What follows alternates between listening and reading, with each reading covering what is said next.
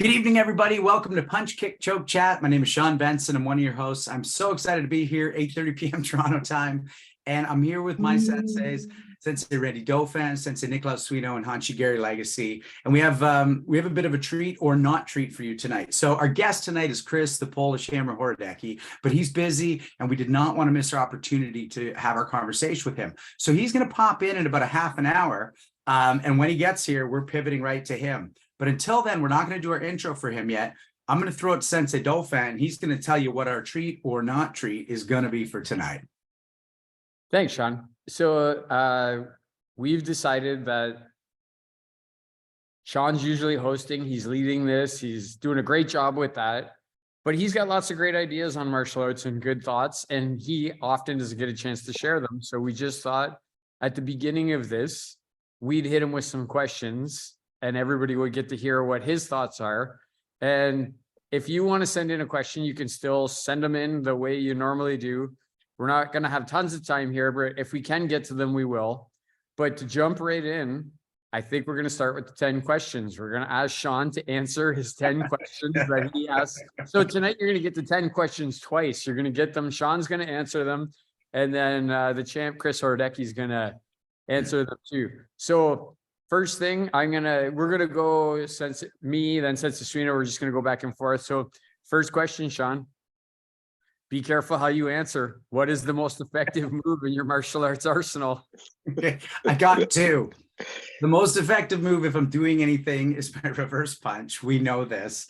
It's the one that works all the time, and it's the one I want to use.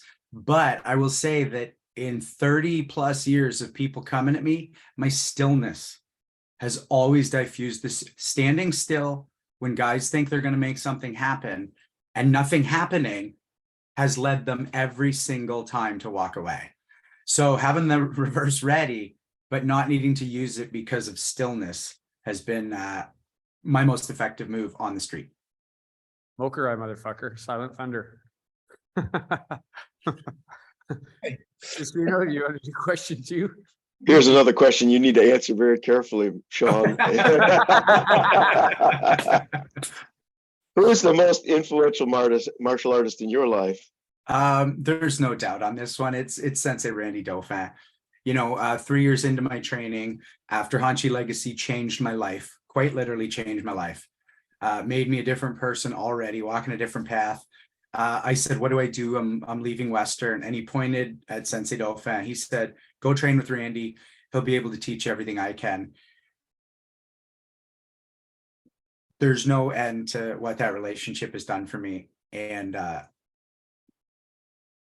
was 27 years ago. I've known him for 30, but been his direct student for 27. And all my thinking, whether we agree or not, it's all been shaped by him, and all my movement, whether I move like him anymore or not, is all been shaped by him. And it's the greatest gift I could imagine in the martial arts. Everything else comes second. Thanks, Benz.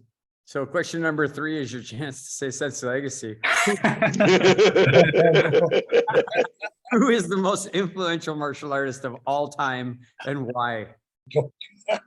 Yeah, it's Hanshi Gary Legacy. I've thought about this so much because I've asked this so much, and I think that I am gonna say Kano, and I think I'm gonna say Kano from what I've learned on this show, because not only we know how many martial artists have walked through the judo halls, like 90% of our guests started in judo if they're over a certain age.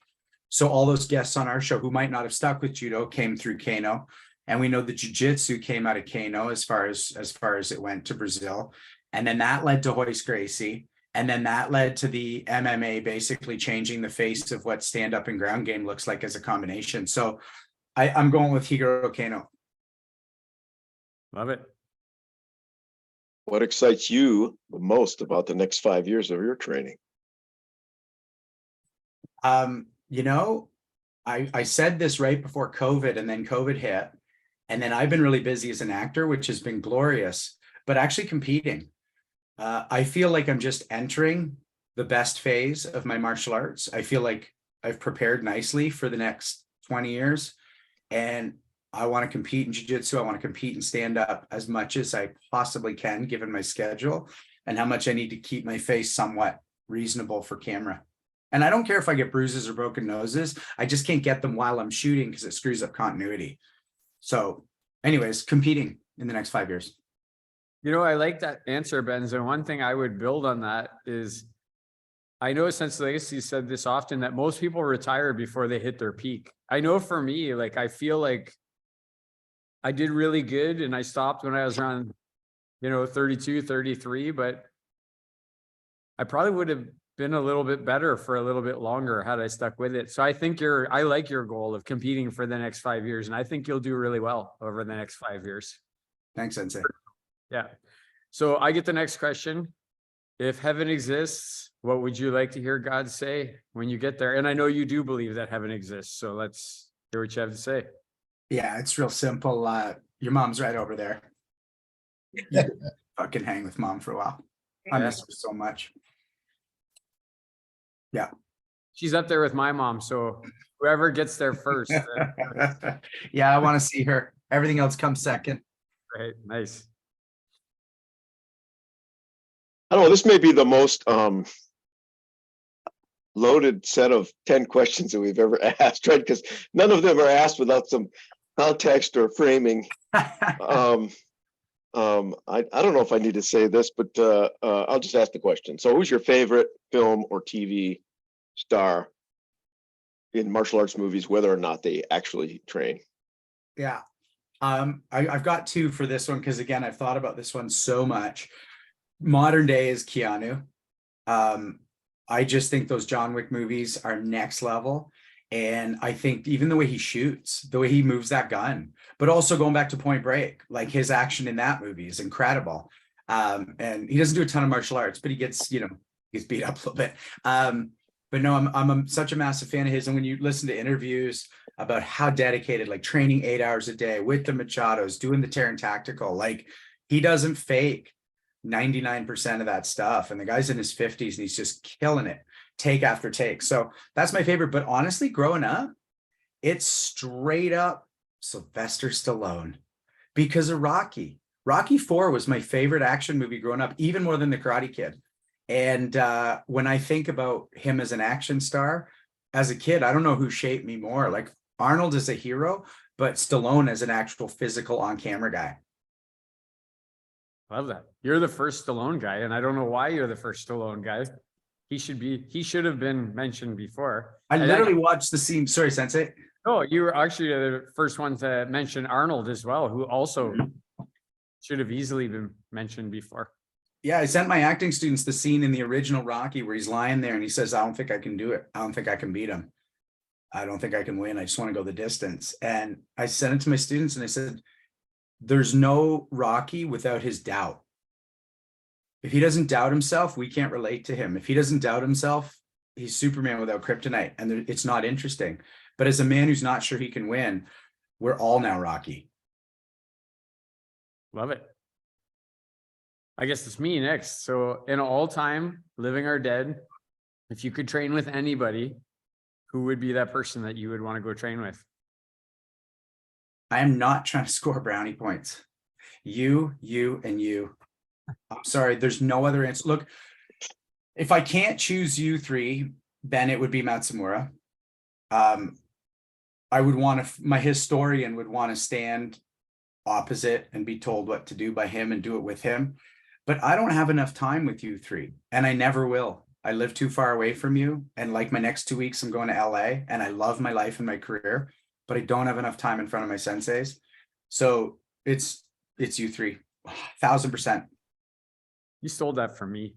It's a great student. I think about GSP, like I'd love to train with GSP, but I wouldn't take an hour with him, like in trading the time we're going to get. Because also what we have builds, that's just a one-off, and one-offs are okay, but I'm less interested in them the older I get. Love it. If everyone in the world could have the greatest benefit that you've gotten from martial arts training, whether they train or not, what would that be? I pray that I have this from martial arts. Humility. I came into martial arts the same way I swooped into ballet, the same way I swooped into everything. Don't you know who I think I am? And losing in martial arts, getting choked out, getting knocked down, getting the wind knocked out of me by someone who I'm looking at. The humility of the art itself, alone in a park. And my whole thing with humility is it's not being quiet or shy, it's being right sized. We're good at what we're good at, and we need to learn what we need to learn. And yeah, I hope I've learned that. And I would love if everybody else, again, I think I'm so at it, but I'm better than nothing at it. And I hope everybody gets a version of that, at least saying I might be wrong and I might need to learn a little more about X, whatever that X is. Love it. And you know, Shaun, that the last two questions come as a pair. Man, I just feel like Shaun Benson. This is so fun. Right? The questions are good, right? Yeah. The next two questions come as a pair. What do you consider your greatest achievement, and what do you consider your greatest regret? They're linked.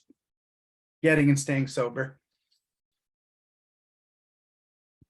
The battle of that was long and seemed endless and dark and like it might not ever end.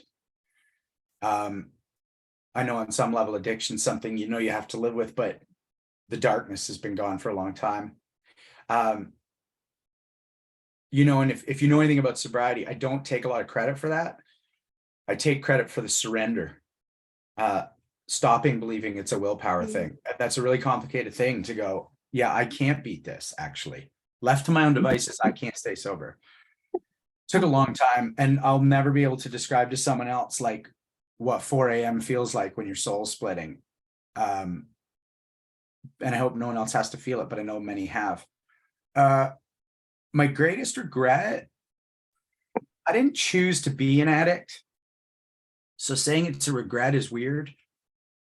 But how much real training time I gave up between age 25 and 32, and then even once I got sober, like I didn't just click back immediately into a great routine. It took a sec. But really that is my greatest regret. Like, I don't know. I didn't buy Bitcoin in 2010. I didn't know what Bitcoin was, but I did know what training was. I did know what the benefit was, and I got off track. I still trained maintenance, but I never got better. I didn't compete in the way I could have, and max out my joints being at their best the way I could have. And I do regret that. And I know some of our older guests say they have no regrets, and I get it, but I don't feel that. There's some days where I'm like, fuck, I blew that decade a bit, and you can't get it back. And you can't train as hard at age 48 as you can at 28, or at least not recover as quickly. That's the way I'd put it. So I wish I could have that decade back for just sheer 2-a-days, never say die, but I'm doing it now. That's your 10 questions, Shaun. I'm so happy we got the chance to, you got the chance to answer your own questions that you ask everybody else. A question did come in from Mark Altamar, and we'll ask you in a second. But first, I know Sense of Legacy has a question for you. And so we're going to let Sense of Legacy ask you that question, and then we'll get to Mark Altamar's. Time permitting. Yes. Just a couple of things about Shaun is, right now he's been working a long time, and you just sort of notice that when students get into the higher dance, they stay there for a longer time. It takes longer to achieve. Really, the word is understand. You do this stuff over and over and over again, and then you have to discover it. That takes more time. So he's a bit of a plateau right now, but I can see things changing for him in the near future, as far as rather than just being sort of with the lower belts. I can see maybe getting a 6 Dan or something to that effect. Of course, that's all up to you. Okay, so the question I want to ask. We usually collaborate on that stuff, Sense of Legacy. Usually you and I collaborate on that stuff, so it's not just up to me. Yeah. Okay. So what I'm asking you is, do you believe that new styles can be accepted in this modern time, like now, as opposed to the old days where basics were all the same? Goju-ryu, they look a little different, but there's still high blocks and low blocks, etc.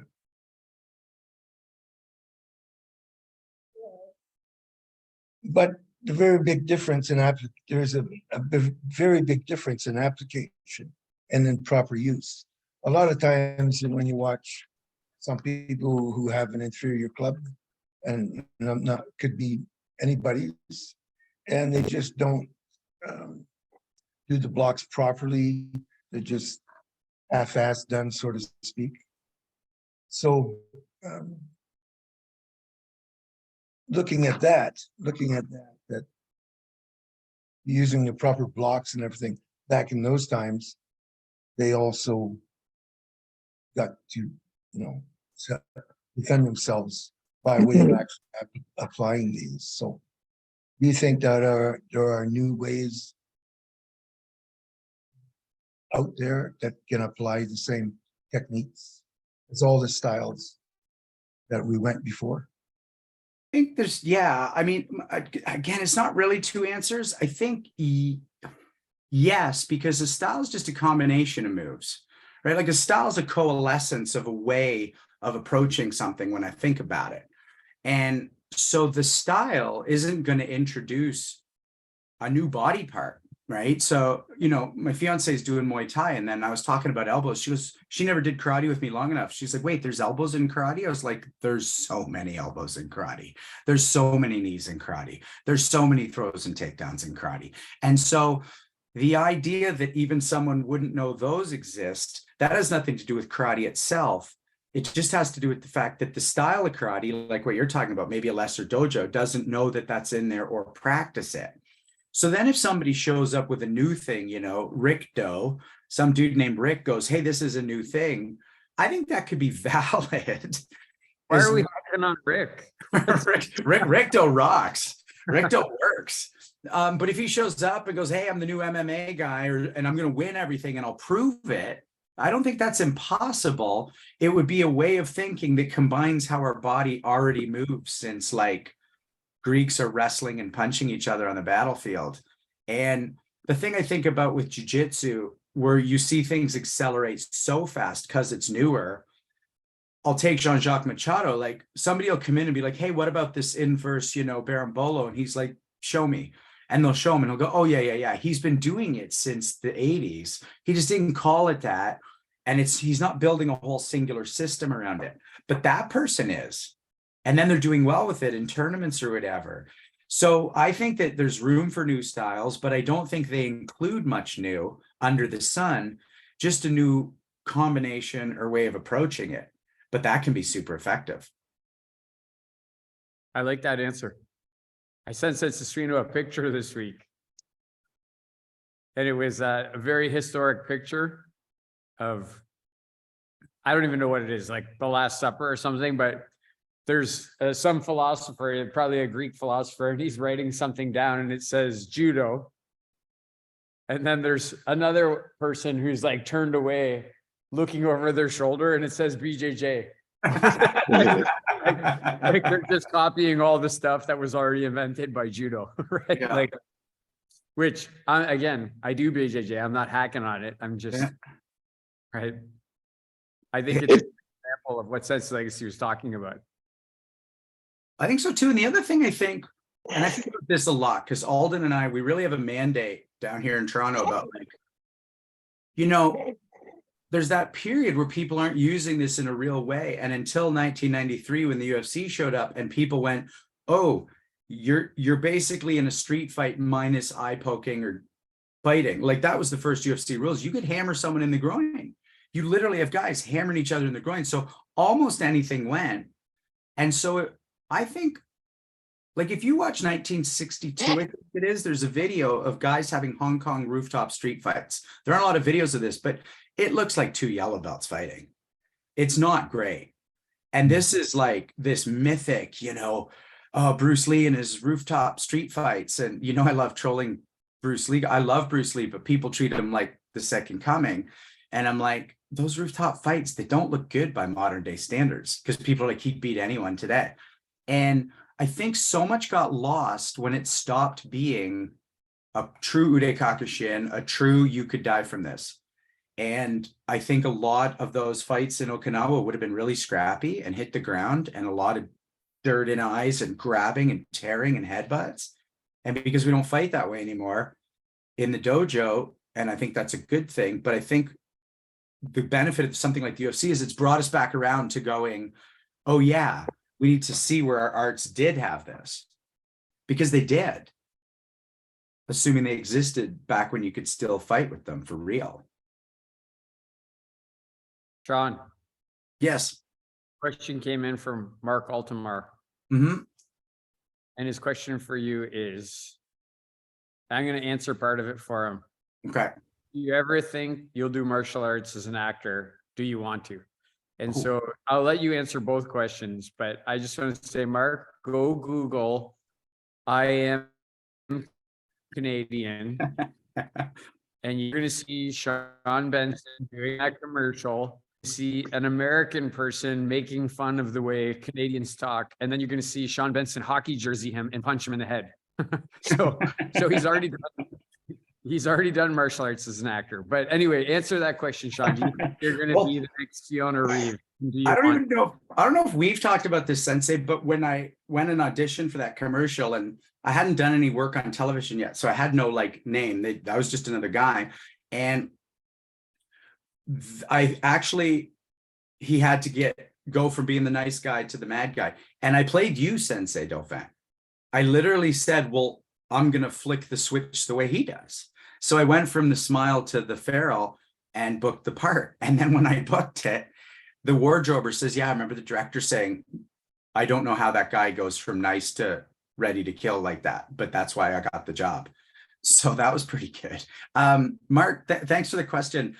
I absolutely want to use my martial arts. There's an episode of Killjoys where I did a whole fight scene with an actress named Hannah John Kamen, who's in the Marvel universe and super awesome. And that was pretty good. It wasn't long enough, and it wasn't like a full action role, but my character was a bit like Rutger Hauer in Blade Runner. So there was some cool action stuff there. There's been little bits along the way, but no, I haven't got to play it the way I want to. And I actually wrote a movie that I'm working with producers to get made right now. And that's an action role. Now the movie's an $18 million movie, and I don't know if you know what that means, but it means that I'm not famous enough to get $18 million right now. So the reality is I might become a writer on a movie where someone else gets to throw those punches and kicks, and that would be a great win for me. But the bigger win would be to do the punches and kicks. So I'm always trying to do it. I always want to do it. Whenever there's stunty stuff, they're always like, oh, thank God you can do this. We don't really need your stunt person. But that full action fighting your way through a movie, can't wait, would love to do it.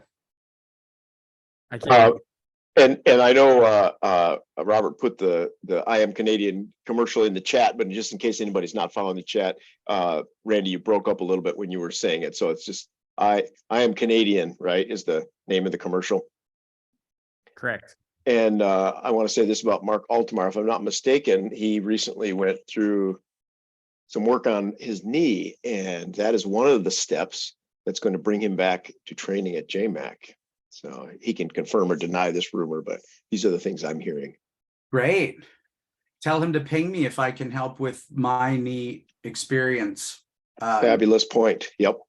You know, that was my last year's journey, and we're on the other side of it now. Mm-hmm. 1 week ago today, on the mend. That's what he just put in the group chat. Nice. Nice. I know he's got one more hurdle, which I shall not reveal, but once he gets through those, we will see him back on the mats of JMAC. Excited about that. I mean, Amazing. one more hurdle. It's must suck to be like late in life and have to be circumcised, but And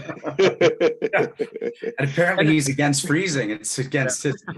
Well, and they said that they needed a larger operating room for him. So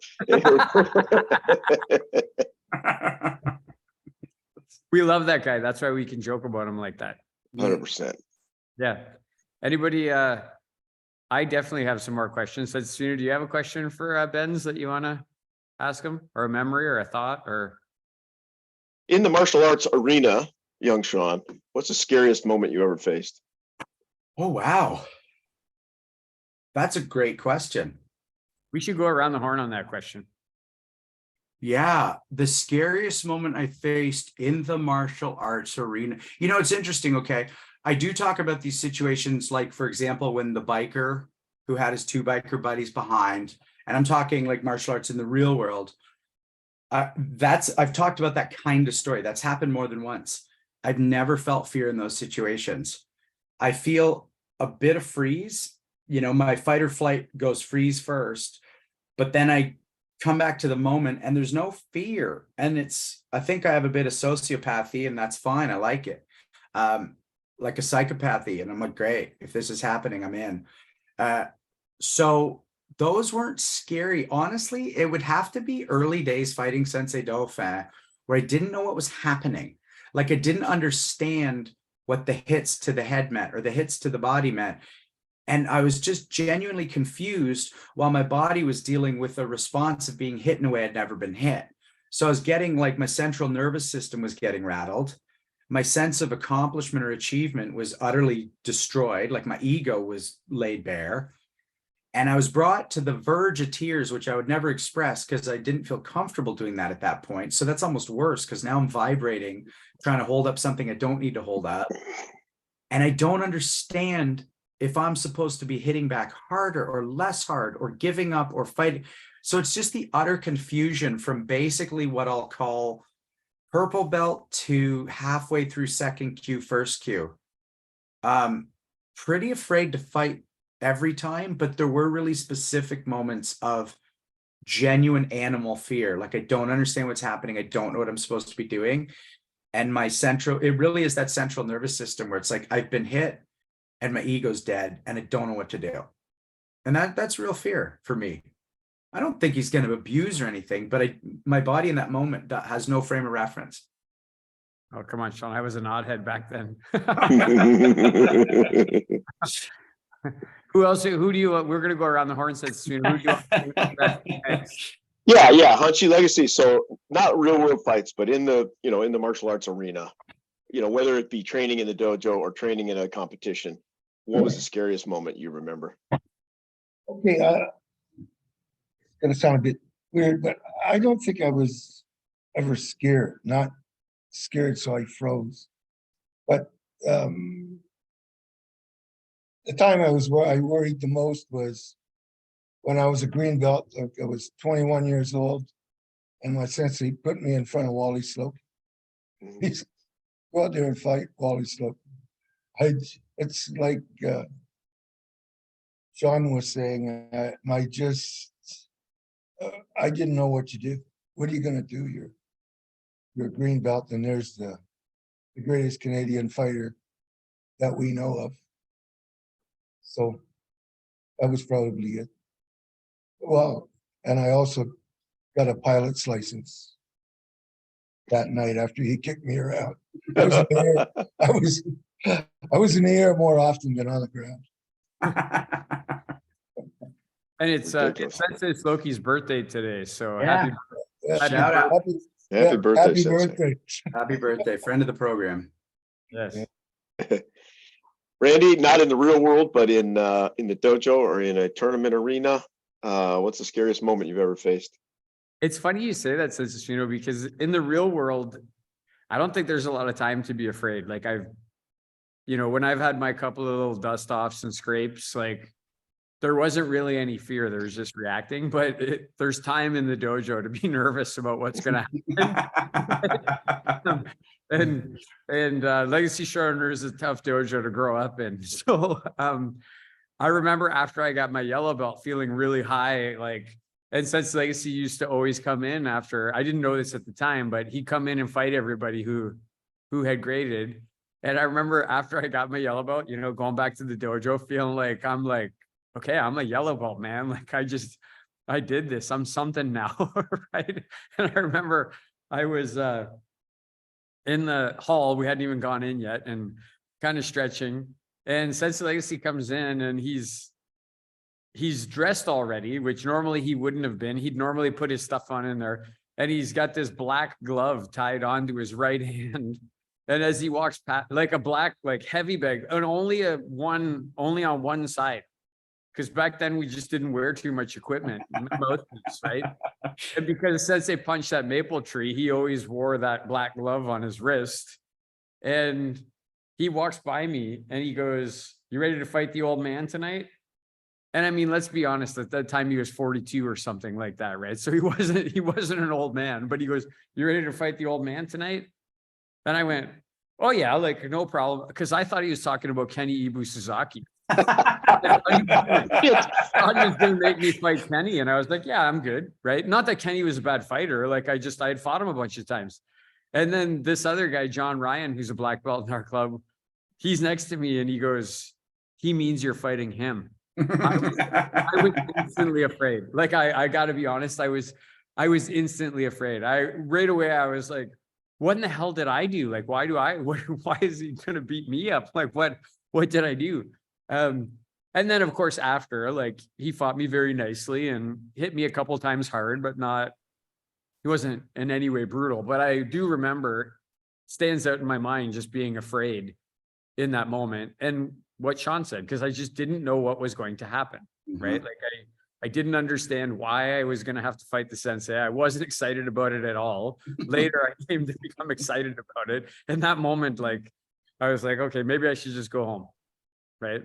So that's mine. How about you, Sensei? You got one? I do have one.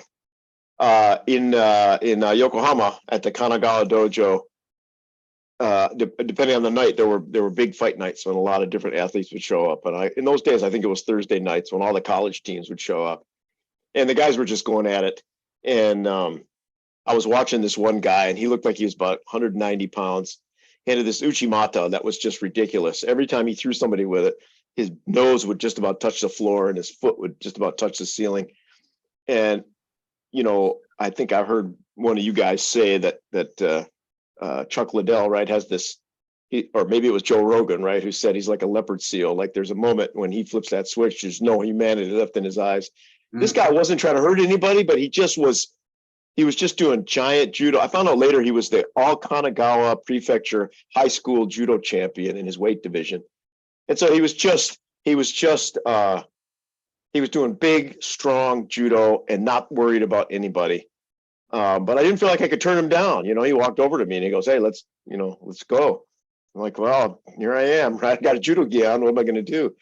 And unlike what you guys said, it wasn't that I didn't know it was coming. I knew exactly what was coming. I was getting my ass launched. And I realized after about a minute, after being launched 3 times, that it was unsafe. It was just, I'm really good at taking falls. But just the volume, the speed, the size difference, everything else, it was just unsafe. I knew if I stayed in, I got begged off after like a minute. It wasn't really that scary until I bowed and started.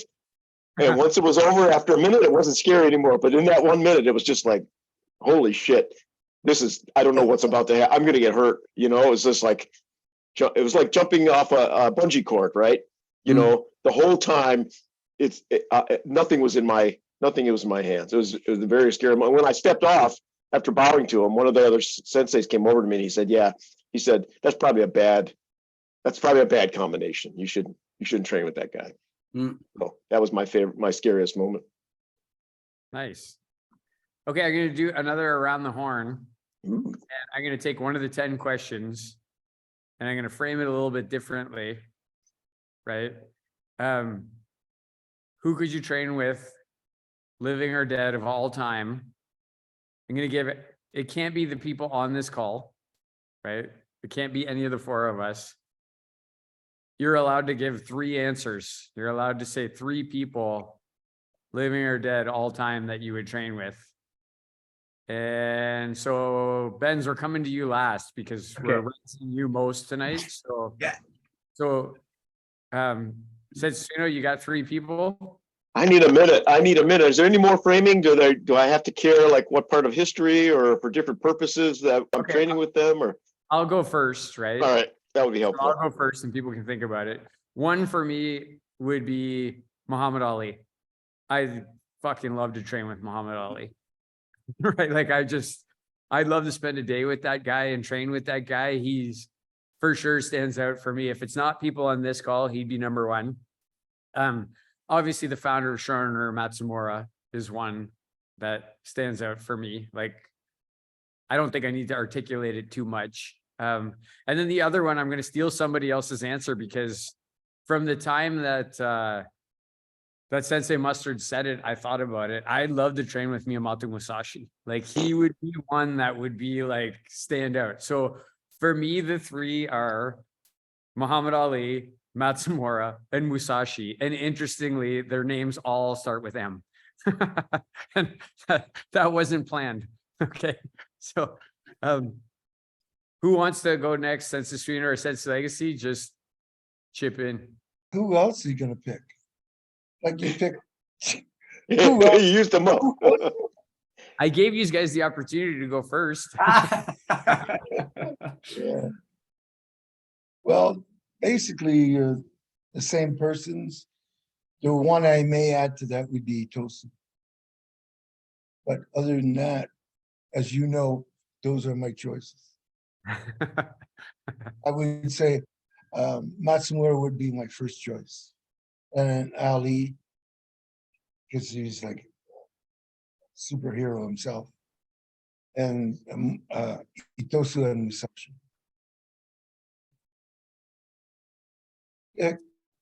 Could I ask if Sensei Suino ever heard of Udaigiri Ichiya? I've heard the name. I don't know anything about that person. Okay. So Sensei Suino, do you have you ruminated? Do you have three? Yeah, I'm the guy in the at the restaurant table who makes everybody else order first.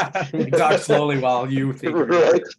Okay, so Miyamoto Musashi, 100%.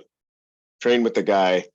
I would do that, obviously you can't, but that greatest, historical swordsman of all time. And then Yamaoka Teshu, I've talked about before, my personal hero, a great statesman, politician, a samurai, a great swordsman, and probably the most extraordinary calligrapher who ever existed. Just a personal hero of mine, Yamaoka Teshu. And there's great stories about him, fighting kendo with people and just driving them out of the dojo and doing all kinds of craziness. He's also the guy that, walked to Narita and back overnight to prove it could be done, and had a sake drinking contest with the most famous sake guy and all this other stuff. Just lived a big life. And then I'm going to go number 3 with Mifune Kyuzo, who was the greatest technician who ever come out of the Kodokan, the first 10th dan that Kano ever awarded, and who created a ton of judo techniques, including kind of my favorite judo kata, 2-person kata, called Nageura no Waza, which is a bunch of defenses to the classical judo stand-up kata. So I'm going Miyamoto Musashi, Yamaoka Teshu, and Mifune Kyuzo. Benz, you got to be Yeah. quick. I'll be real quick. So I'm going to bring it into people I'd really want to spend some time with. And I'm avoiding the fact that I agree with all your answers. Rickson Gracie is one of my heroes. So prime Rickson Gracie, I would want to spend time on the mats with and stand up. I want to spend real time with Khabib. I want him to show me everything he knows and all his tricks. But also, I want to do this. Only if he'd agree to move around and trade hands as Bruce Lee. Mm-hmm. I want to train with him and stand opposite him and go, you weren't within a foot of me, man. I want to troll him. I want to troll him. If you watch that San Diego, I think it is, video from the 60s, the black and white, where the guy doesn't block in time, he throws his punch this far from the guy's face. If you slow the video down, he's not even near the guy. So the guy doesn't perceive that he needs to block yet. So it's not like he's illegitimate, but there's so much trickery that people will refuse. And I know he's legit. I just want to feel it and then go yes or no. So yeah, it's a little personal vendetta of mine because there's no real fight record for him. Okay, Benz, I like it. So the champ is here. Chris Horodecki, I see his Robert's going to turn his camera on. I'll do my intro and you'll jump into the question right away. Hey, Chris, how's it going?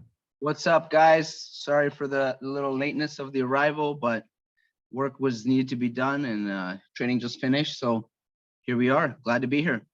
Amazing. I'm going to do a quick intro of you, champ, and then Shaun Benson is going to jump in with a question for you. So what I want to let everybody know, if you don't know who Chris Horodecki is, he's a Polish-Canadian mixed martial artist who began his training when he was 13 years old. He's a native of London, Ontario, and his contact fighting career started when he was 18 years old, just after his 18th birthday, and that was with a TKO victory. He holds a professional career record of 30 matches with 21 wins, and he has competed for both the WEC, IFL, that's when I started watching IFL, Bellator, TKO Major League MMA, and a bunch of other like Palace Fighting Championships. He's fought everywhere, anybody who wanted to fight him. Chris, along with Mark Hominick, who's been on this show as well, and with Sam Stout, they're the founding members of Adrenaline in London, Adrenaline MMA. It's a professional mixed martial arts school and athletic training facility that specializes in enhancing all levels of athletic performance and personal fitness. Listen, I took an opportunity. I was recently at the butcher shop I got invited down there by Scott Watson, one of our black belts, to do some BJJ. And I saw Chris there. I recognized him right away. I said to my daughter, "That's Chris Horodecki." And she's like, "I don't know who that is, Dad." So I quickly told her who he was. And before I left, I just asked him, "Would you like to come on Punch Kick Choke Chat? We'd love to have you on." And yeah, he wanted to. A couple of things I want to say is when he was at the butcher shop, he was accessible. He wasn't like on the sidelines being a superstar. He was on the floor rolling around with white belts, purple belts, brown belts, whoever wanted to get in there with him, he was in there doing it. And it was really clear when I was watching, it was really clear he was on a different level than everybody else. But he was really nice to everybody, and they were all happy to be rolling with him.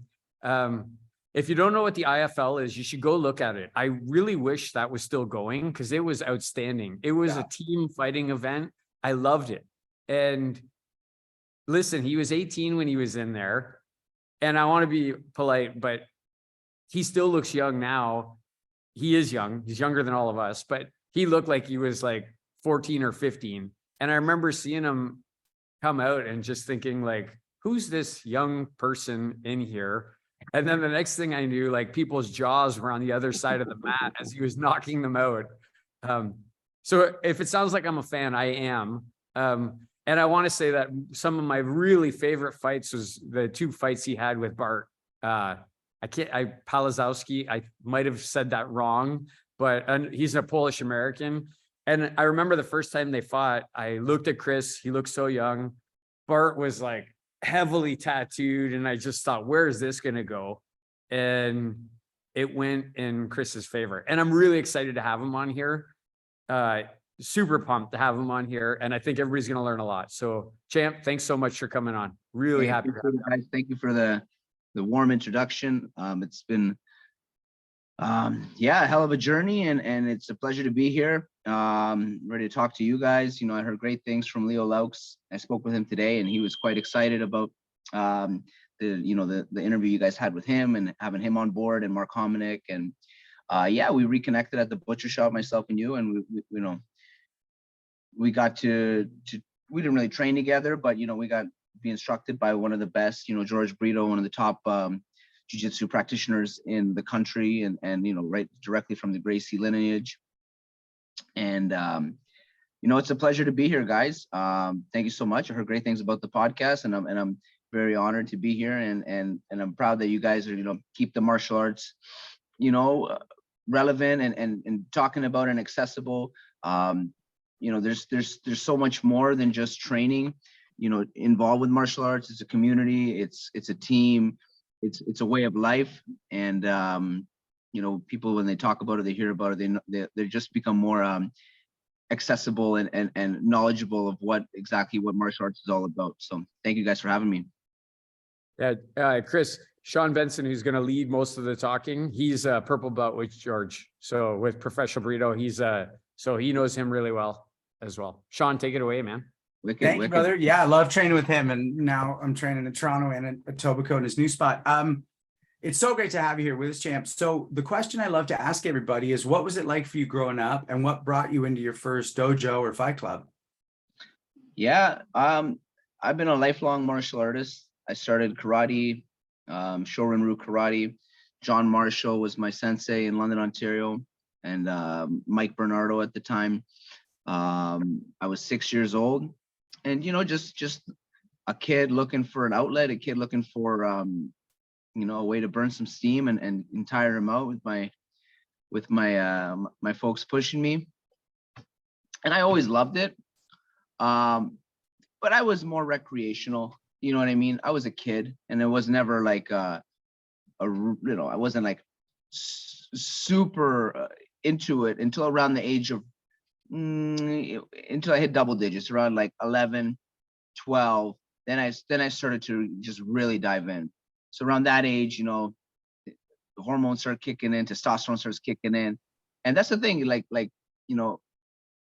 the boys around that age, they just skyrocket, right? And the development and the mindset just changes completely, where they go from doing something because they are kind of forced into it, and then they're like, no, this is what I love. And that's kind of what happened with me. So I was going full steam with karate, traveling. We had like a travel team. We traveled through the US, in upstate New York, Pennsylvania, all over Ontario, competing in point karate.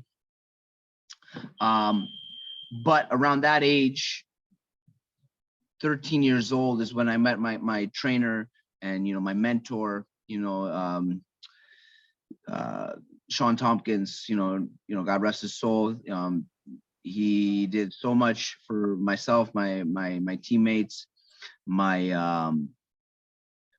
co-owners of our gym that we have, and we always honor him, and that's something that's very important. And that's something that we go back to martial arts, and it's honoring the people that have taught you, the people that have brought the martial arts, made it accessible to you, and that was someone that did. So I met Shaun when I was 13. He was friends with John Marshall, and John was looking to implement a kickboxing program in the karate studio. And Shaun started that, and that right around that time is when we all started together training with Shaun. Was Mark Hominick and Sam Stout, and it was us with a few other people, Nick Rondinelli, Alex Gasson. We were like the original group that started. And so we went from doing twice a week kickboxing classes at the karate dojo, and then shortly after we added a Saturday class. Shawnee was running his own training facility in Tillsonburg, Ontario. He ran a karate, kickboxing, MMA facility. So we'd go on Saturdays and we would spar there. From 2 days a week to 3, which turned into, an extra session on Sunday, 4 days a week. So at that point, martial arts just became my life, my obsession. And I loved it. And it drove me, to be the person who I am, because it taught me discipline. It taught me, respect, work ethic, life values that, maybe martial arts isn't the only way to get these things, but damn sure they help, right? So It's the only way for everyone on this call. yeah, exactly. I'm not saying everyone who doesn't do martial arts isn't a great person, but it definitely helps. It definitely helps. And so at that point, 13 years old, trained with Shaun. 14, I had my first kickboxing fight when I was 13, and then 14, I actually had my first mixed martial arts experience. I competed at a pancration tournament in Toronto. I won that. Pancration being, the one of the original founding Olympic sports, which was open hand strikes, closed fist to the body. So it was wild, competing. I competed with another youth, he was maybe 16 at the time. So I won that tournament. And then shortly after, I did actually my first MMA pancration fight, which was in the Hammond Civic Center in Chicago, Illinois, which was pretty wild. Yeah, that's a big jump up, eh? Yeah, I got to fight in an actual, and there was a pro card that was taking place in the Hammond Civic Center, which is a very, it's a staple in Chicago. And I don't know if you've traveled and trained in Chicago, but, crossing that Indiana border, it was like Chicago was kind of on the, on the cusp. Not everything was legal over there. So they would cross into Indiana, which was not too far away. So I fought over there. I won my match by rear naked choke. On that same card, Stephan Bonner fought Terry Martin. So if you guys remember that name in the UFC. So that was two fighters that later ended up fighting in both in the UFC. Stephan Bonner, made famous for this fight with Forrest Griffin. Yeah. And Terry Martin were on that card. I had the Grandmaster Carlson Gracie was in attendance there. So that was pretty cool, man. And I actually got to train with Carlson. My family being from Chicago, I got an opportunity to train with him when I was around that age too. So, and visit his academy in downtown Chicago. So that was kind of the start of the MMA, the kickboxing, and then everything kind of just went from there, and shortly I actually turned pro. I missed my my high school prom to turn professional. So before that fight in TKO, I fought in the Ultimate Cage Warriors for Krzysztof Szynski. And I don't know if you guys remember, he was a teammate of mine with the International Fight League, as well as in the UFC. He fought in the light heavyweight division. He had his own promotion in Winnipeg, Manitoba. And I fought for him and got my first official professional mixed martial arts win, which was by doctor stoppage that day. Right on. I just want to interrupt for a second. I know Sensei Dauphin has a question that he wants to open up some of this. Yeah, I'm just curious, Chris, honestly, like we've all been in this game for a long time, this art, like all of us have been training for a long time. Some people like Sensei Legacy, 55 years. You're very uncommon to be so young and walk into the ring. And I don't mean like most 18-year-olds wouldn't even go where you went to, let alone go in there and get people out of there the way that you did. Like if you haven't watched Chris fight before, you need to go watch him fight. Like this guy, the Hammer is a really good name for him. You don't want to get hit anywhere by him. When arguably you were much more immature than at 18. I'm not saying you weren't a mature 18-year-old, but when you're going in there, was there any anxiety against fighting against grown men? Or were you just like, no, I don't care. Like, I'm going to get this done. You know what? I think the younger you are, the more fearless you are. You just, you've only been on this earth for so long, so you have no fear. You're not scared of anything. And you're, like the world is your oyster. When the older you get, different things come into the picture. You know what I mean? Then you have a partner, a spouse. There's bills to be paid, car payments, mortgage payments, whatever it is, things come into play with that.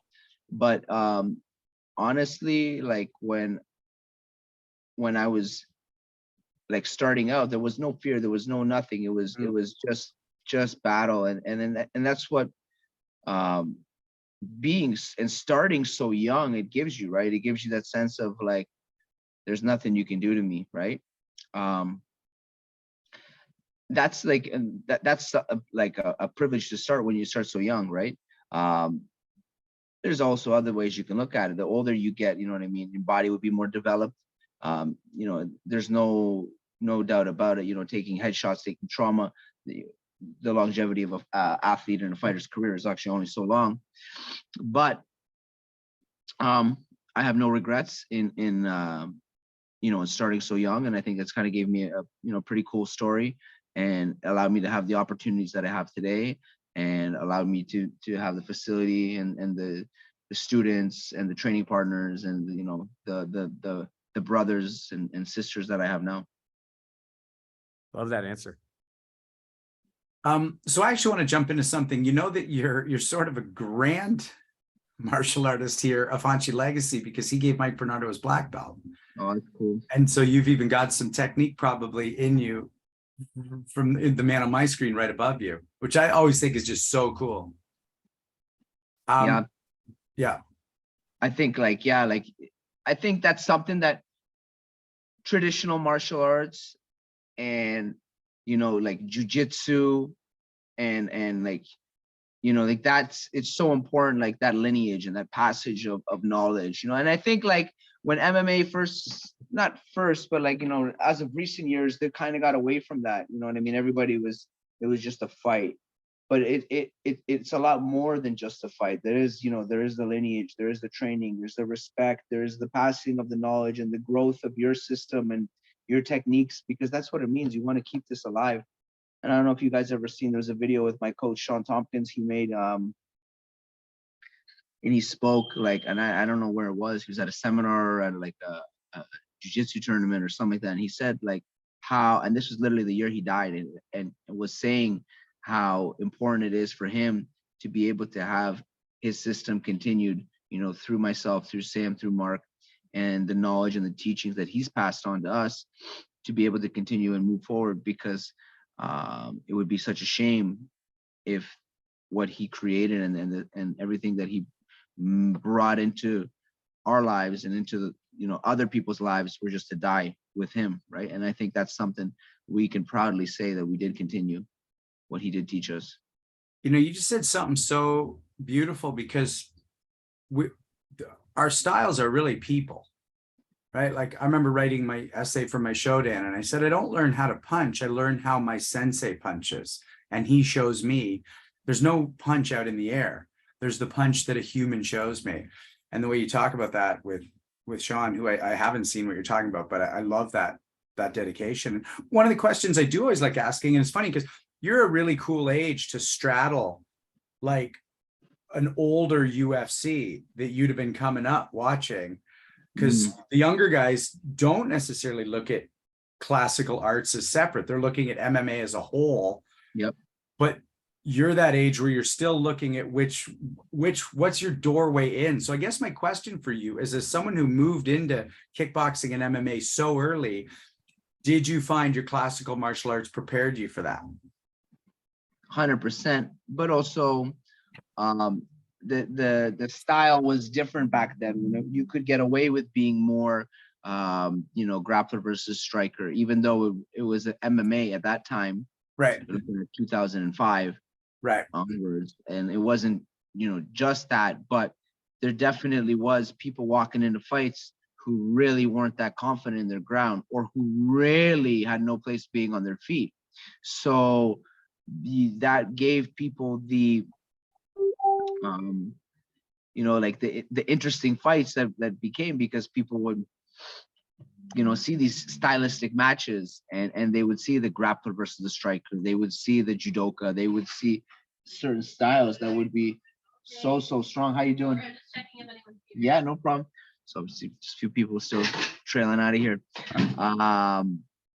but now it's really different, because everybody has to know everything. You really do. I mean, of course, it's impossible not to favor a certain thing. Like that's, you know, we're humans. We pick favorites. We do something a little bit more, and you're going to develop in one style more than another. And that's what gives people the strengths that make them successful MMA people. But now it's not what it was. No longer is it grappler versus striker. It's MMA versus MMA. Yeah. Sensei Suino, you wanted to go somewhere with this? Hey, Champ, I got a question. You know, I've watched you whenever you've been on the internet or on TV, pretty much your whole career. I'm glad you took this question in this direction. I always thought that you fought in a karate front stance. Any truth to that? That's how I started, man. That's how I started, you know what I mean? And it's going back to, you know, continuous sparring tournaments in you know, in Ontario, and definitely, you know, like the first style of kickboxing that I fought was above the waist, and all of us did that. So don't kid yourself. Like before there was K1 rules for Muay Thai, like we've all fought in these different styles, shoot boxing in Japan, but it was above the waist, you know, ISKA kickboxing in Illinois and Iowa and upstate New York, you know what I mean? That was the original style. So yeah, I would 100% agree that, you know, my stand-up definitely is karate based. You think that was just a set of reflexes you built, or was that intentional? Did you did you kind of lean into that you know, I front believe stand that. style fighting? No, I believe that that's just kind of the way I trained, and the way that, you know, the style that from karate training mixed with Shawn Tompkins's kickboxing system, and blending that together, you know, I think that's just created the version of who I am. So talk us through, as you're starting to get into these competitions and you're starting to do well as a young dude, how you're moving through the different leagues, and give us a bit of your perspective. Like Sensei Dauphin talked about the IFL, Bellator is a huge name. Like, what was your experience with each of the fight promotions, and you know, cool takeaways, or where you thought they maybe didn't do a good job, as much as you want to talk about that? Talk us through that next period where you move proper pro. So after fighting in Winnipeg, I fought for the TKO, which was you know, a big show, one of the top shows in the country, in Canada, when I started out, and then it, you know, made a reoccurrence later, many years later, with Stefan Patry. But then I had won, I believe, 4 or 5 straight, and then got invited to participate in Boss Rutan's Los Angeles Anacondas team, and be the lightweight there. So basically I had like a trial run where I was given a super fight versus Renzo Gracie black belt,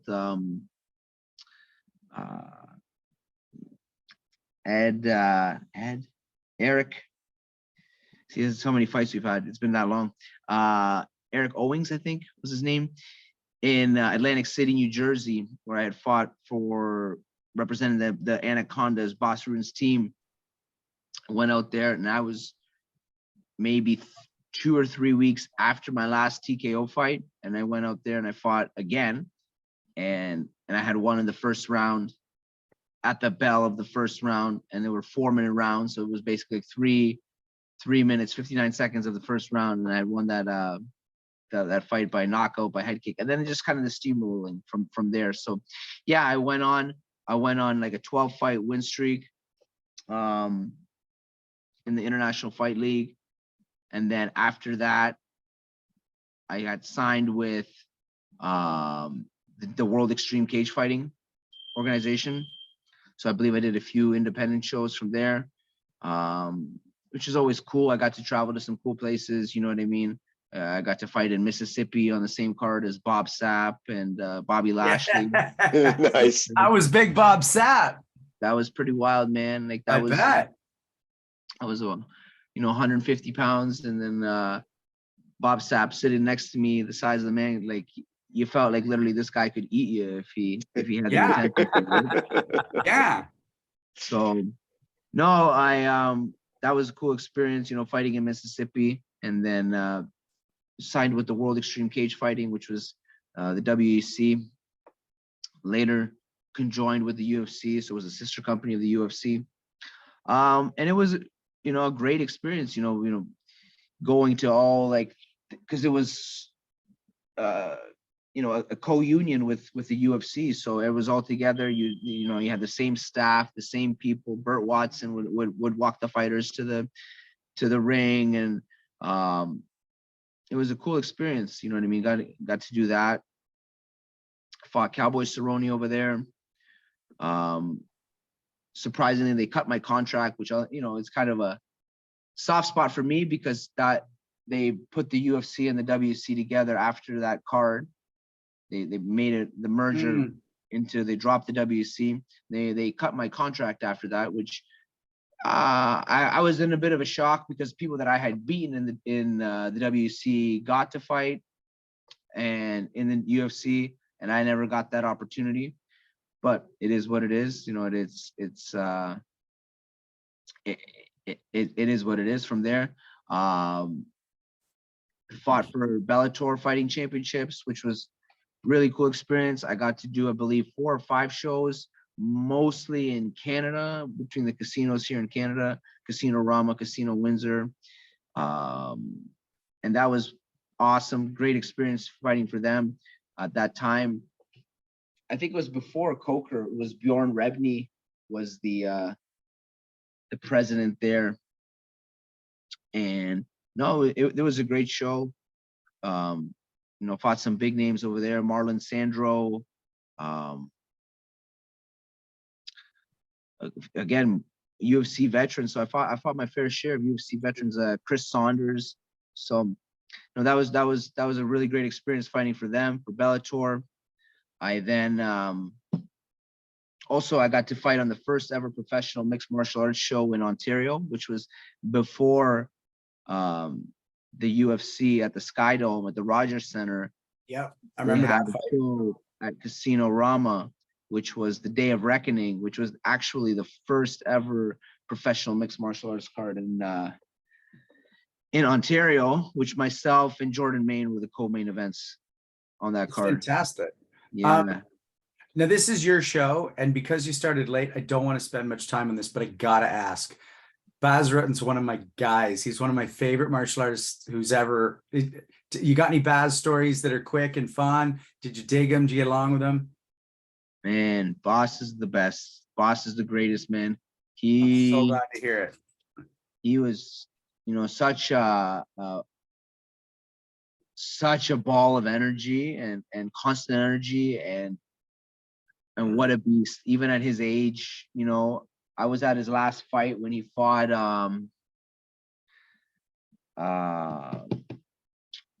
Warpath. It was his last fight. He made a comeback fight, and it was in LA, and I got to go there with the team, with the Anacondas. And man, he is just a ball of energy. I'll tell you a funny story. So we were at I think it was the IFL, and one of the rules meetings, the referee was talking about what you can, what you can't do. Obviously, violations, no biting, no eye gouging, no 12-6 elbows, absolutely no fingers in any orifices. And Boss goes, "Hey man, what exactly is an orifice?" Boss, it's a Shit. You mean people would put their fingers in there? Oh my God. Shit. So no, Boss is a legend, and it was a pleasure to have him part of my journey and part of my career. That's great. And what's your take on the karate combat? You keeping up with that at all? I do like it if I have the opportunity. You know what I mean? There's so many fights now. I'm not gonna lie to you and say I watch everything because there's just too many fights. I do love it though. I love the stand up. That is my bread and butter starting out. I'm more into jiu-jitsu now just for longevity and wear and tear on the body, and jiu-jitsu is something you can do until you're an old man, and even then and some. But I love the traditional martial arts. I love the karate. It's great to see GSP and Boss Room teaming up there and being basically the face of the karate combat. We have a question here that I want to ask from Christiana Landau. She's one of our black belts. If you could give your younger self one piece of advice as you were starting out, what would it be? Ooh. I would say focus on the recovery. Don't spar. And I would say strategically with just like the thing is, we say this, and I would say the hard sparring is what killed a lot of careers early. You know what I mean? And we sparred hard. We sparred really hard. All the way from when we started in London, Ontario, Tillsonburg, Ontario, the Team Tompkins group, to when we trained in Temecula, California with Dan Henderson at Team Quest, sparred hard. When we were in Las Vegas training with Extreme Couture, Randy Couture's team, we sparred really hard, man. It was battle. It was big gloves 3 days a week. So I would say definitely, focus on technique, and there's a lot of drills you can do rather than spar, and that's no secret. Longevity in careers now is much longer because fighters are being smarter and listening and thinking. There's no need to take those unending headshots because you only have one head.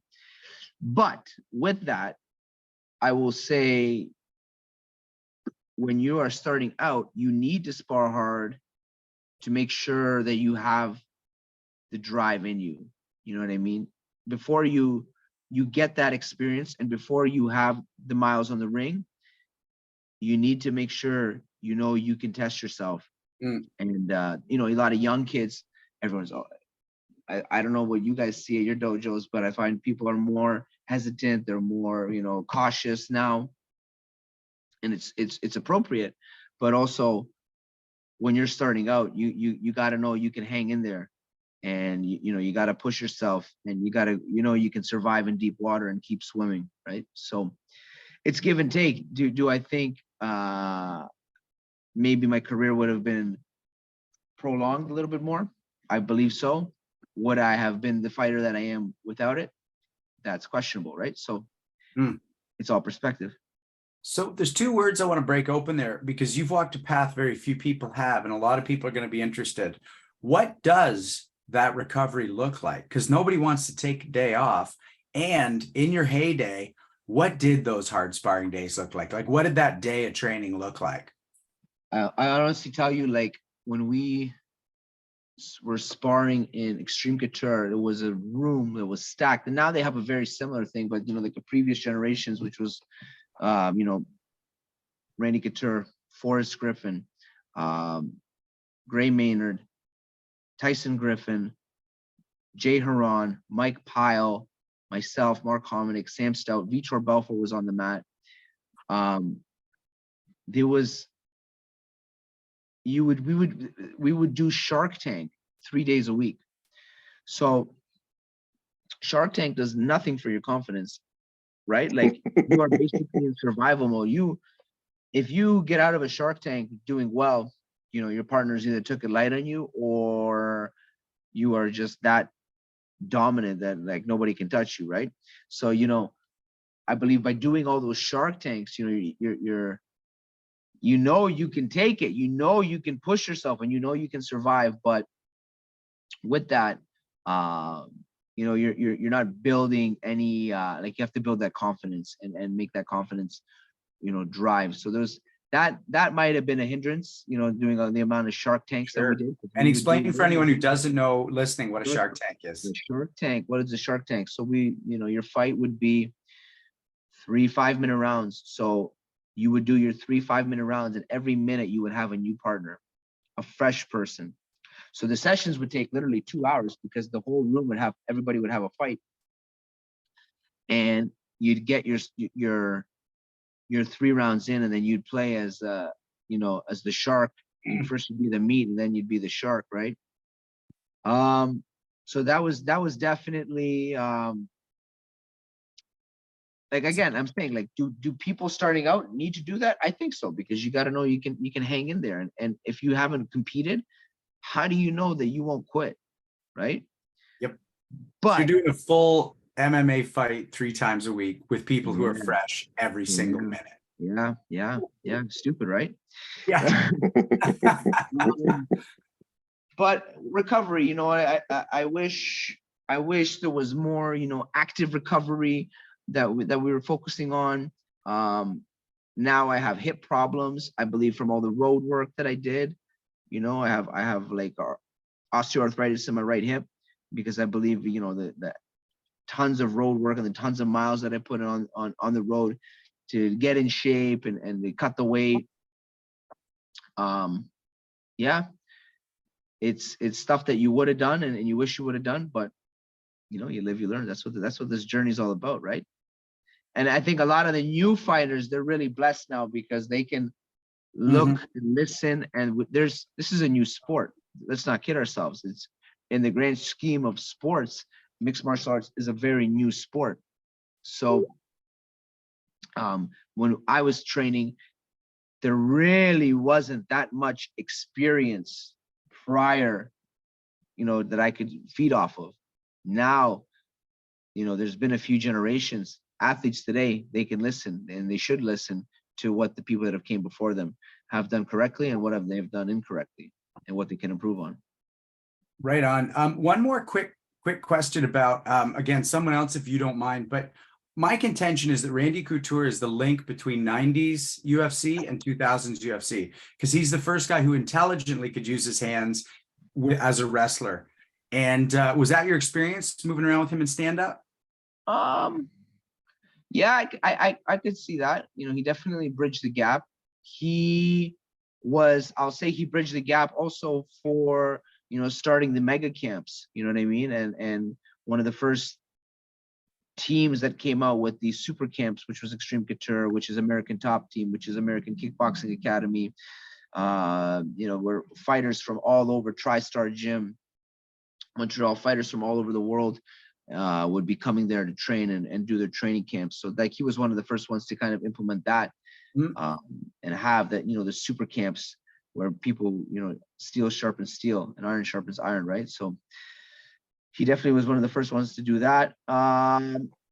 Man, his dirty boxing and his clinch game, that's what people really should remember Randy Couture for, because he was able to implement that dirty boxing and the rough and dirty style of little short trips, uppercut, short trips, elbow, you know, snap downs. That was Randy Couture, right?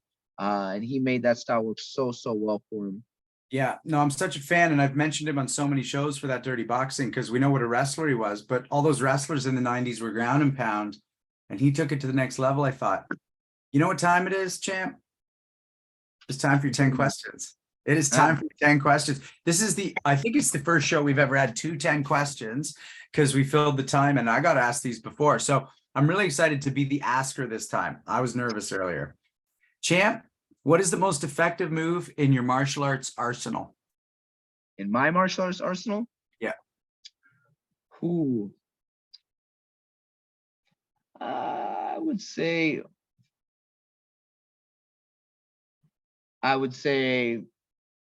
head arm triangle choke on the ground, and then, you know, I love, like, for striking was my left kick. I always loved the left kick. Who's the most influential martial artist in your life? Shawn Tompkins. Yeah, right on. Who do you think is the most influential martial artist of all time, and why? Oh, at this stage, I would probably say Bruce Lee, one of the biggest names.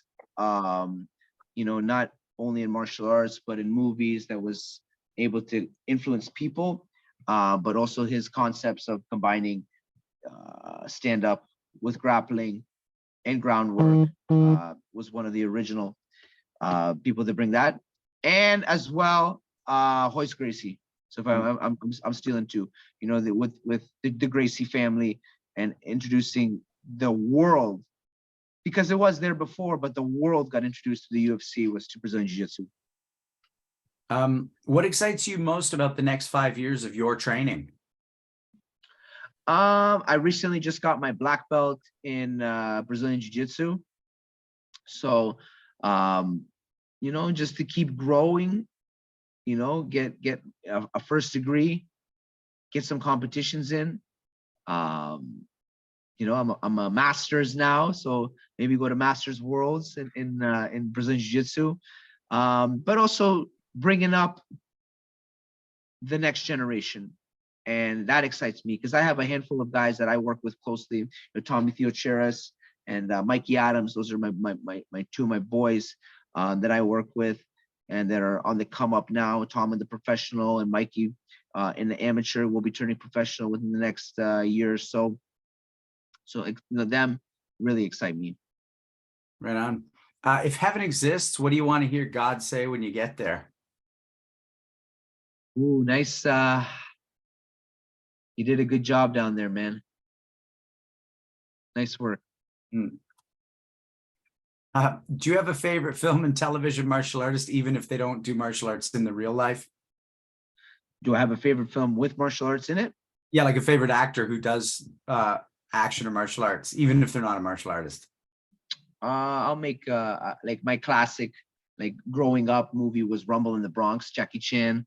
That was my favorite movie. I burned the VCR tape until I watched it so many times that it was all scratchy. Do you have a martial artist, living or dead, in all of recorded history that you'd want to train with the most? I would say right now, just because it's fresh in my mind, I would say George Masvidal. I think he's a gangster, man. He is so cool, and I just think like, retirement that we all watched that last week. It was tough to see him go. He was scared of nobody, and he came from a rough era, and he was always down to fight. And Kimbo, you know what? I would honestly say even Kimbo. I trained with Kimbo when he was still alive, and my coach trained him. And I would like to, those backyard brawls, man. That shit, like that pushes the limit. So I would say, Game Bread and Kimbo Slice, the Miami boys, Dade That's County. awesome. And what's so legit for Masvidal is how most fighters might have counted themselves out, right? Like he came on so late as a superstar. Oh yeah, and to still be competing at that high level, you know what I mean? And he didn't have a style that was a boring style. He had a style that was a lot of stand up, like a lot of punches were thrown and a lot of punches were taken, and he would still be able to compete at that high level, which, give him mad props for that, man. And I think he retired as one of the GOATs. Yep. If everyone in the world could get the greatest benefit you've gotten from martial arts, whether they compete or train or not, what would it be? Discipline. Discipline. People lack discipline today. People want immediate results. People want we live in a world where we want instant satisfaction, and martial arts doesn't give you that. You gotta, it'll give you a high after your training, but you're not gonna get good immediately. You got to keep going, and you got to be disciplined. So discipline and the work ethic. Our last two questions come as a pair. What is your greatest achievement and your greatest regret? Greatest achievement. I would say the greatest achievement is the influence that I've had on people, and being able to talk to people like you, and I think I've touched some lives. Maybe not everyone's life, but I've touched some lives, and that gives me some satisfaction. Regret, I have no regrets. I wish, I had fought under the UFC lights at least once, even though I fought for the WC.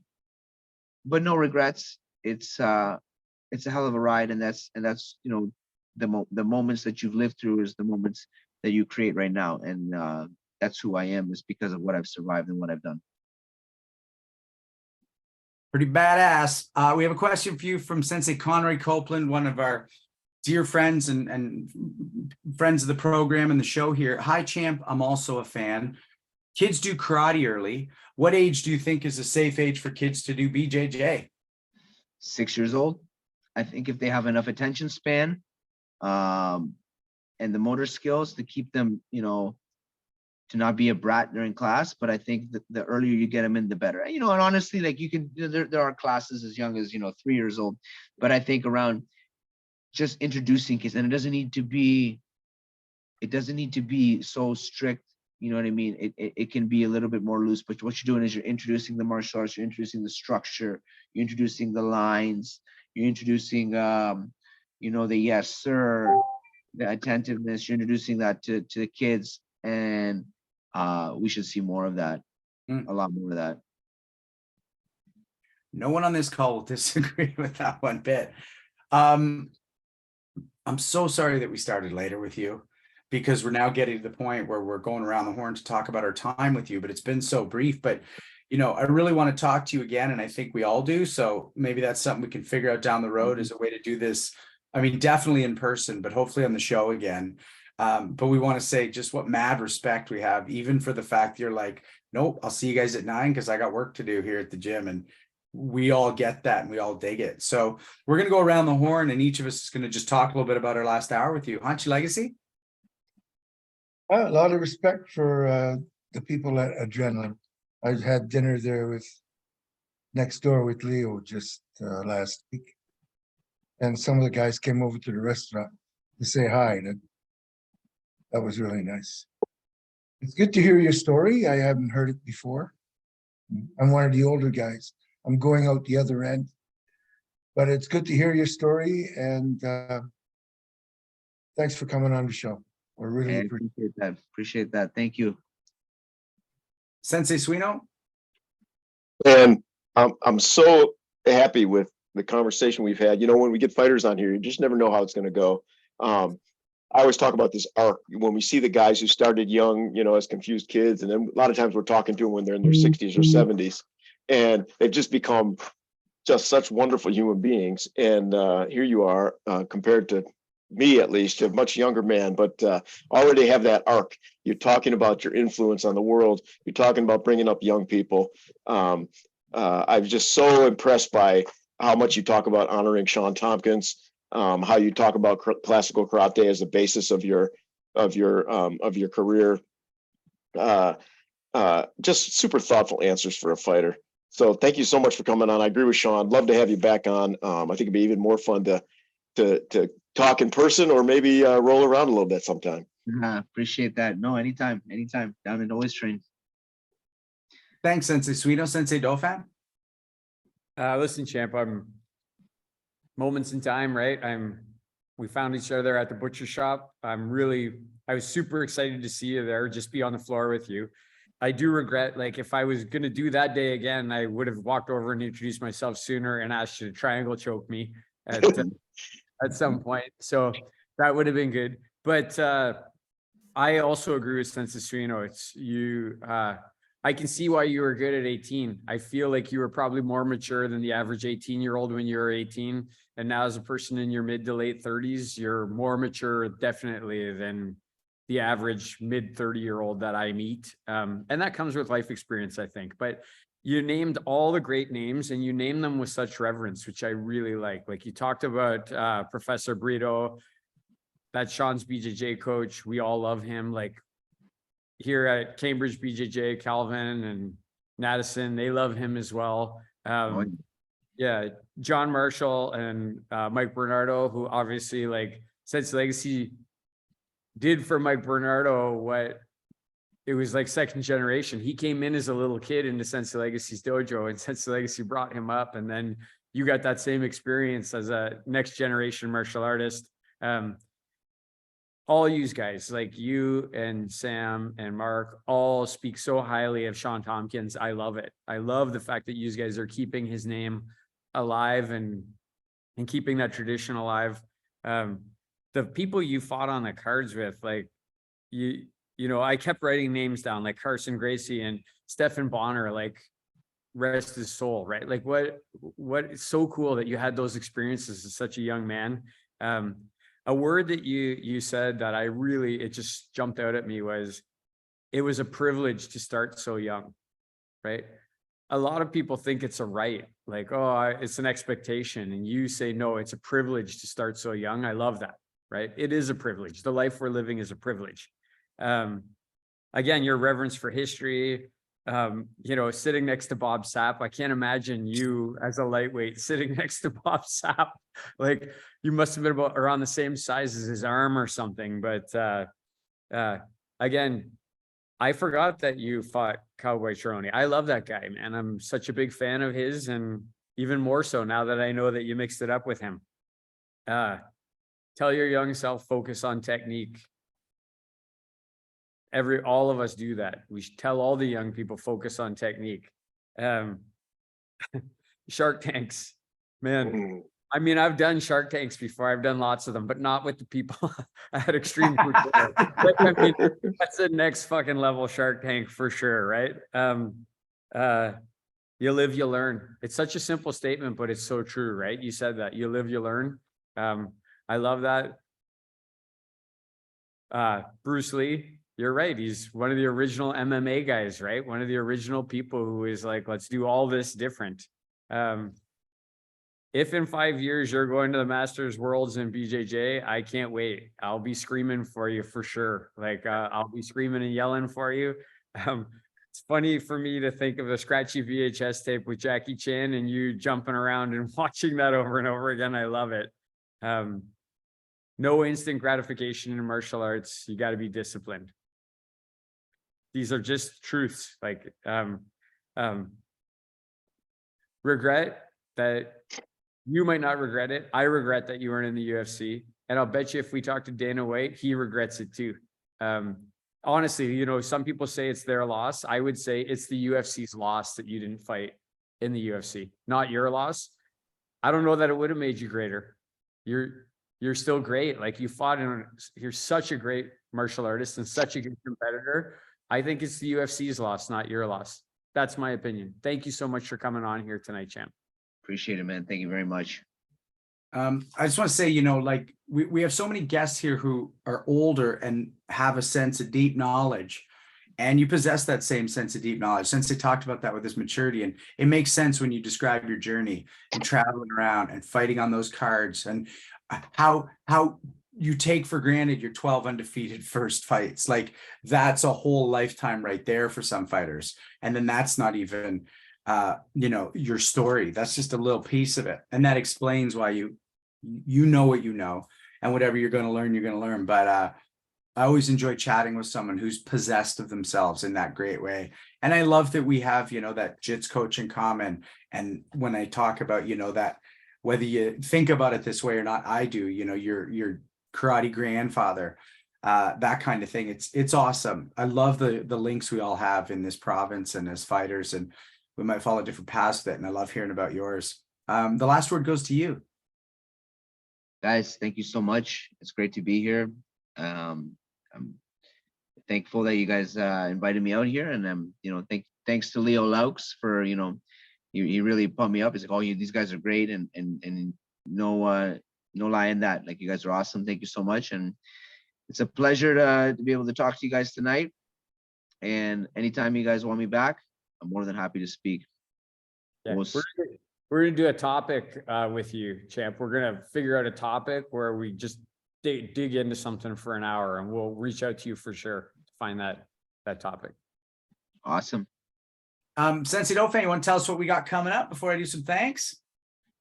Yeah, so coming up on the 20th, we're not having a show, but we have a show to release for you. It's one of the ones that we have in the can. And then on the 27th, we're going to be talking to TJ Williams, who's unknown to me, but I'm really excited to be talking to him. And then the thing that's coming up that I'm excited about, and I'm not going to release all the details on it yet, but we're coming up on our 100th podcast. Our 100th podcast is coming up, and we've reached out to a couple of big names. One might allegedly be on this call right now. And yeah, we're going to have a good show for the 100th episode. That's what's coming up, Shaun. Thanks, Sensei Dauphin. And I want to thank, as always, Mike Russell, Andre Sedashev, Justin Shea, Dan Holland III, Robert Schlumsky, Jesse Vitaw, Alden Adair, Sydney Dauphin, and Josh Kitchens. They run the show behind the scenes. They let you know what's going on. They keep the system flowing. They are the oil, and we're grateful for them. And we're grateful for all of you tuning in. And I didn't talk about it tonight, but if you're on that podcast, or if you're on that YouTube, hit subscribe and like, share it with your friends. We really appreciate it. And if you're here live, we really appreciate it because you are part of the jam tonight. See you soon, everybody. Thanks, everybody. Thanks, everybody. Thanks, champ. Good night.